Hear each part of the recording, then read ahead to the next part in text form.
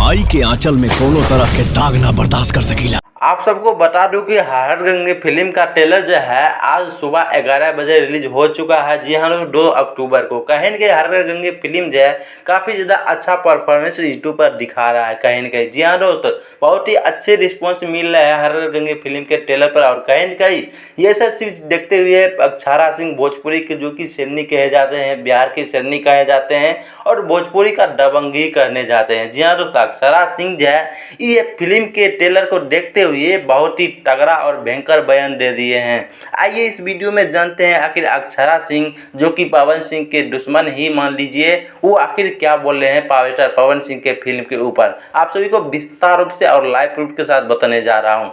सबसे बड़ी बात यह है कि आप सभी को पता है कि हर हर गंगे एक ऐसी मूवी है भोजपुरी में जो कि बहुत ही बड़े लेवल का बनाया गया है पावर स्टार पवन सिंह भैया के लिए और भोजपुरी समाज के लिए। और इस पर जो है भोजपुरी के शेरनी अक्षरा सिंह बोली है कि ये फिल्म जो है पावर स्टार पवन सिंह भैया बहुत ही ज़बरदस्त और बहुत ही तगड़ा बनाए हैं।